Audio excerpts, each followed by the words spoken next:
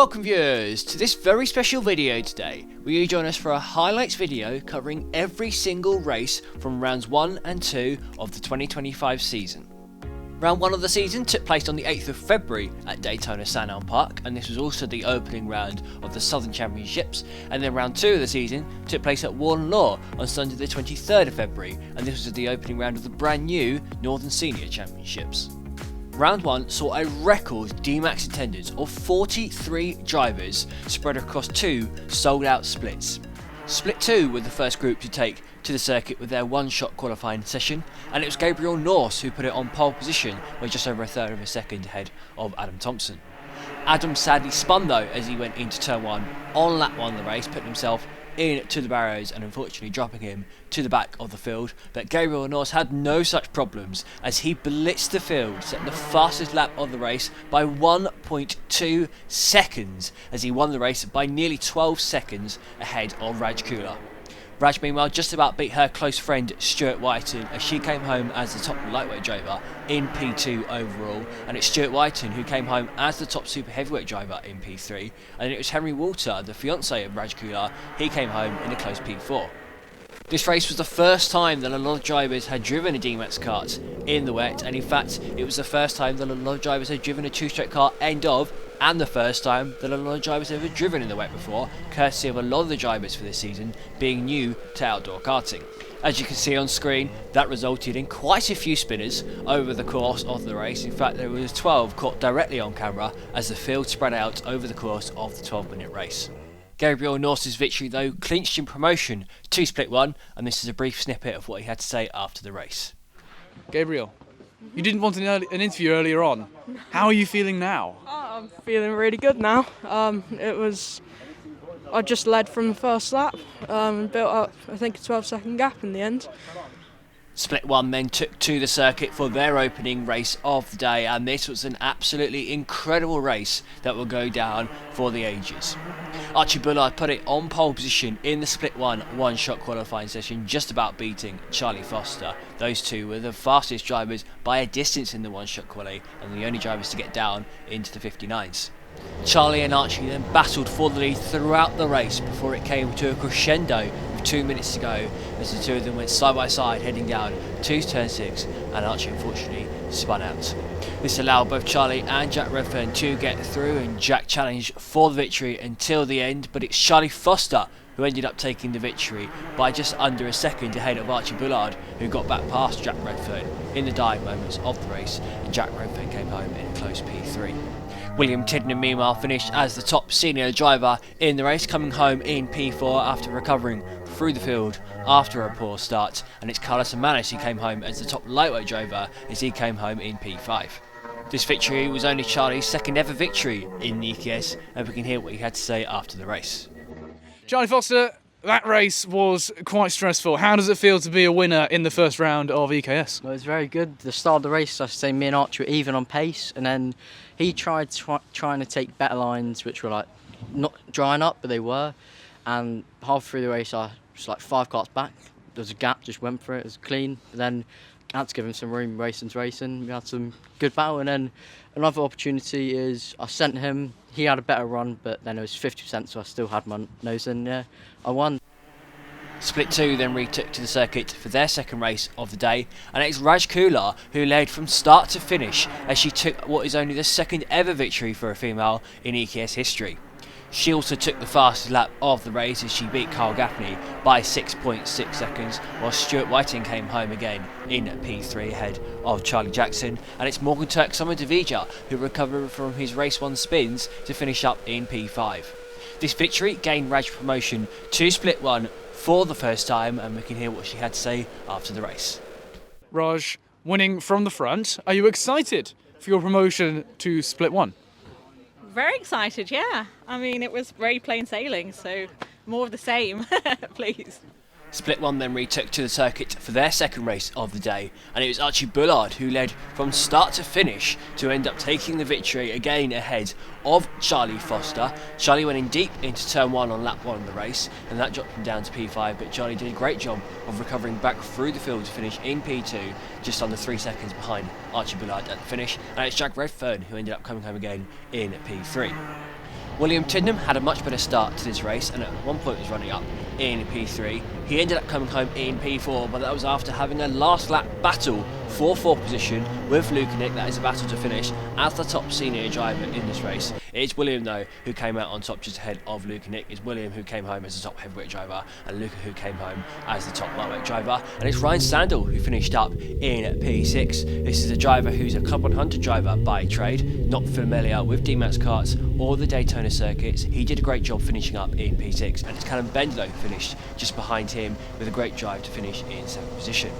Carlos Samanes crossed the finish line in 8th position, but he unfortunately received a 30-second penalty after the race for taking out Alfie Shrub in the early stages of the race. This dropped Alfie to the back of the field, and once the penalty was applied, Carlos Samanes was also dropped down to the back of the field. Gabriel Norse, meanwhile, showed that he belongs in Split 1 as he went from the back of the grid to finish up in P13, and that was after he had a 5-second penalty applied for forcing Andres Dimitriadis off the circuit as they headed down to turn 6 with a few minutes left of the race. This is what Archie Bullard had to say after the race. How was that race? Yeah, it was amazing. I had the pace and I drove away with it, really. Quite simple as that. Split 2 then retook to the circuit for their final race of the day, and Adam Thompson made amends for his spins in the earlier races to win this race in dominant fashion, leading from the start to the end of the race and setting the fastest lap of the race in the process. He came across the line nearly 6 seconds ahead of Charlie Jackson. That's a very impressive drive from Charlie Jackson, bearing in mind that he's still in the process of making the transition from indoor to outdoor karting. Barney Williams, meanwhile, led a whole train of karts across the finish line as he came home in P3 just ahead of Adam Barras, Stuart Whiten and Carl Gaffney. Carl Gaffney had been on course to finish in 3rd place at one point, but unfortunately a late race spin dropped him down to P6. And it's Archie Prattley who ended up coming home in P7 as he showed a real turn of pace in this final race of the day, going 2 seconds quicker than he'd gone in the previous races. He came home in P7, and it's Henry Walter who unfortunately finished in P8 after forcing Adam Barras off the circuit earlier on in the race and receiving a 5-second penalty. Morgan Turk Summer-Davija, meanwhile, had been running up in P4 in the early laps of the race, but a spin on the end of lap number 3 resulted in him getting stuck in the barriers, which meant that he finished down in P16 at the end of the race. And his mentor, Chrissy Harding, had a similar race where she started out multiple times, and unfortunately she finished behind him in 17th. This is what Adam Thompson had to say after the race. How was that race? Well, it went really well. I had an excellent start. Straight out there, I got a good launch off of the lights and just led from there, really. Consistent laps, no spinning this time. And that brought it home, really. Split 1 then retook to the circuit for the final race of the day, and it's Archie Bullard who dominated this race, leading again from the start to the finish of the race, this time winning by just over 3 seconds ahead of Charlie Foster, who had a race-long battle with Jack Redfern for P2, with Charlie just about coming out on top at the end of the race. Ryan Sandown, meanwhile, impressed once more, as this time he finished as the top senior driver, coming home in P4 after battling with Lukanik throughout the race to finish as the top senior driver. Ryan came home in 4th place, just a second ahead of Luca, who was the top lightweight driver in the race. William Tidnam, meanwhile, he finished in P6 for the first time, being beaten within the senior classes, and Gabriel Norse proves once more that Split 1 is where he belongs as he came home in P7, a very impressive drive for a driver who started off the day racing in Split 2. Carlos Samanes, meanwhile, had an incident with Julius Stankowiak early on in the race, which resulted in Carlos hitting a puddle, and unfortunately it did cause his kart to break down. He was reinstated back into position though afterwards, and he finished in 8th position. Julio, meanwhile, had an exhaust problem later on in the race, and well, you can hear from this what it sounded like.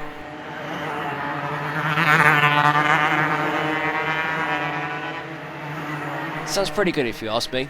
This is what Jack Redfern had to say after the final race. How was that drive for you? It was difficult because of the wet conditions. I mean, I was right behind Charlie, tried to get past, couldn't find a gap.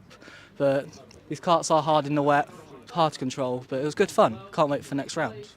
All of this meant that Archie took the overall victory within the junior class, coming out 3 points ahead of Charlie Foster at the end of the day, and it's Jack Redfern who finished third in every race and as a result finished third in the overall results. Frederick Burden impressed on his EKS debut to finish up in P4, and Alfie Sharp had a very unlucky day, being involved in incidents in both race 2 and race 3. He still managed to finish though in 5th place in the overall results, ahead of debutant Oliver Coe in 6th place. Luke Nick meanwhile finished on top in the senior lightweight class, repeating his overall victory from round 6 here at Sandown Park last year. He came out on top ahead of Callum Bendelow, who took home his first ever podium in the EKS at his 17th attempt, so that was a very impressive feat for Callum. Carlos Manis took the final spot on the podium as he came home in P3 overall, with Louis Draper finishing up in P4, impressing once more after having a very strong second half of last season, and Tom Hughes finished up in P5 on his EKS debut ahead of James King in 6th.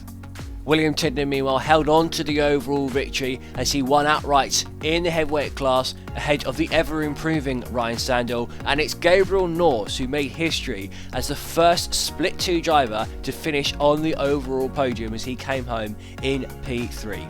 Ross Samuel had a strong day as he came home 4th overall ahead of Ashley Mason King. This was Ashley's first time racing at Sandown Park, and Samuel Bennett put in a strong performance to come home in 6th place ahead of Stuart Whitoon, who was the top senior heavyweight driver as he finished 7th overall in the heavyweight class. Adam Prosser meanwhile was awarded with a brand new Karting Armature Experts Driver of the Day award. He was awarded it for his strong performances considering his lack of experience. 2 weeks later, and we headed 5 hours north to the northeast of England as the series made its debut at Warden Law. This was also the first ever round of the Northern Senior Championships, and this saw a record senior attendance of 43 drivers. Junaid Jones put in a stunning lap in the lightweight one-shot qualifying session, but it's Barry Lakes who led from turn 1 onwards in race 1, dominating the race, and he ended up coming home in first position 5 seconds ahead of the drivers behind. There was all manner of chaos behind him as 3 drivers spun out of second position in quick succession of one another, and all 3 of those drivers spun out at turn 3. Matthew Clark was one of those drivers. He dropped down to P5 temporarily, but he ended up recovering back to P2 at the finish as he showed superb pace on his EKS debut. And it's Tom Shipman, another one of the drivers who spun going through turn 3. He ended up recovering to P3 as he almost set the fastest lap of the race in the process. Freddie Winskell meanwhile kept it on the straight and narrow, and he finished in P4 as a result, and Lewis Blanche spun out of second position in the dying laps of the race. That as a result dropped him down to P5. He ended up coming home ahead of Hassan Zafar, and Lewis Ashthorpe had a great drive through the field as he capitalised on a spin from Lewis Jolly with 7 minutes left of the race. That allowed him to get past both Lewis Jolly and Raj Kula, so it's Lewis Ashthorpe who came home in P7 ahead of Raj Kula in 8th, and it's Lewis Jolly who dropped down to 9th courtesy of his spin. We can now hear what race winner Barry Lakes had to say after the race. So how did that go from your perspective? Yeah, cheers. It was a good start. Managed to get in the lead literally on the first turn, and just had a decent kart, so managed to keep it there. Kept it obviously on the dark stuff. Didn't spin, which is ultimately quite important in these conditions. And yeah, thoroughly enjoyed it actually. Really enjoyed it. Hayden Harris then blitzed the field in the heavyweight one-shot qualifying session as he put it on pole position by more than 1.5 seconds ahead of Alex Haig, but Alex very much did keep up with Hayden Harris in the first heavyweight race of the day. Those who battled out throughout the race unfortunately neither had an onboard camera, but it is Hayden Harris who got past Alex Haig at the final corner of the final lap of the race as the two of them navigated lap traffic. Hayden ended up coming across the finish line 7/10 ahead of Alex Haig, and it's Ashley Mason King who on his first ever visit to Warden Law did a very good job coming home in P3. There was a huge battle for P4, and it's John Paragon who ended up coming home in 4th position, just ahead of one of his teammates, Kyle Simmons, and it's Simon Fulton who came home in P6, just ahead of Ian Wilson. Charlie Jackson meanwhile put in an impressive performance on his first visit to Warden Law, coming home in P8, and Anthony Deverell finished just 4 seconds off of 4th place as he came home in 9th. This is what the top two had to say after the race. Well, kind of just drove at each other all race and ended up next to each other all race. It was just kind of a bit of back and forth throughout the middle of the race, but I mean, at the furthest stint in the race, he was just so much faster than me. Like, I mean, until I figured out sector 3, you were just gapping me, but then I think oh, sorry. I think during the race, it was like kind of top and turn really. Yeah. Like he was quicker in some sections, I was quicker in others, and then I made a couple of mistakes which got him past, and then I got a bit lucky as well.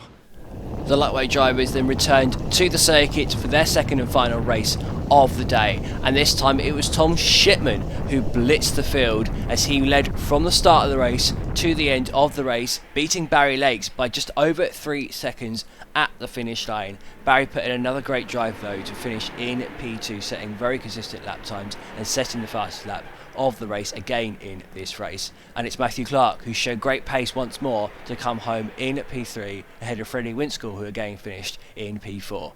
Hassan Safar and Lewis Ashforth had an incident on the very final corner of the final lap of the race, and Hassan ended up finishing in P5 as Lewis Ashforth let him back past at the finish line, and Lewis Jolly almost capitalised on the incident to get past the two of them. He just about fell short though as he crossed the finish line, half a tenth behind Lewis Ashforth. This is what the race winner Tom Shipman had to say after the race. Thank you. It was a bit dicey at the start. There was a little bit of contact, which whoever was in second place at the time gave me the position back, and I believe that was the only reason why I managed to get that little bit of a gap. They seemed to battle behind us, but I was keeping an eye on the guys behind us, but we managed to give us that confidence. Maybe a little bit of track limits was used, but managed to take the win. The heavyweight drivers then returned to the circuit for their final race of the day, and this time it was Alex Haig who was starting on pole position, courtesy of setting the fastest lap of the race in the first heavyweight race of the day. But Hayden Harris dominated this race from start to finish as he set the outright fastest lap of the day, and he won the race by nearly 13 seconds ahead of Alex Haig at the finish. Ashley Mason-King put in another strong drive to finish in P3, and it's John Paragon who again finished in P4, this time though with a large margin to the cars behind.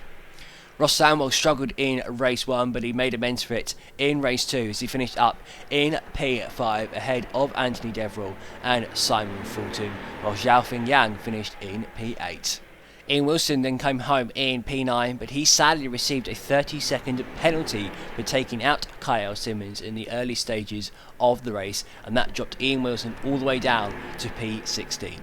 I spoke to Ross Samuel after the race about how his day went. Yeah, no, very well. I mean, the first race was a bit of a one to forget, but second race was good. Got a good start and just kind of stayed there, really. Kept it consistent, and that's about it.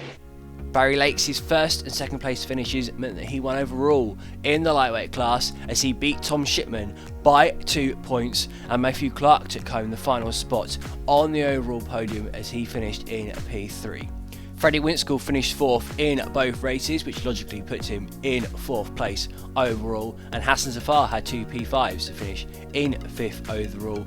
And there was then 4 Lewises taking up the following 4 positions. That is Lewis Ashforth, who beat Lewis Jolly, who beat Lewis Blench, who beat Lewis Middleton, and it's Chris Phillips who then ended up rounding out the overall top 10. Over in the heavyweight class, Hayden Harris's 2 race victories meant that he won the event overall, taking home the top step of the podium on a very, very impressive EKS debut for him. Alex Haig, meanwhile, similarly impressed on his debut as his 2 P2s meant that he finished 2nd overall. Ashley Mason-King is a 2-stroke driver by trade, but he showed that he could be quick in 4 strokes too as he took home the final spot on the overall podium. John Paragon, meanwhile, impressed to finish 4th in both races and finished 4th overall, while Simon Fulton finished up in P5 alongside his teammate Anthony Deverill. Kyle Simmons tied on points with Anthony, but it's Anthony who took home P6 courtesy of having a faster lap time, and it's Charlie Jackson who finished in P8 just ahead of his rival Ross Samuel, with Xiaofeng Yang in P10. Adam Thompson then came home in P11 as he beat Ian Wilson, who had been hoping for a much higher finish. His 30-second penalty unfortunately cost him dearly. Janae Jones, meanwhile, was awarded with the Karting Armchair Experts Driver of the Day award. This was for his strong pace that he showed, including putting it on pole position in the lightweight qualifying session. He unfortunately had bad luck during the event, but he was awarded for his strong showing. The just want to say a big thank you to everyone who took part in the opening rounds of this season. Our next event is at Daytona Tamworth, where all of the championships will be running at once. There are 65 drivers already booked into this. I look forward to seeing you all then on Saturday, the 5th of April.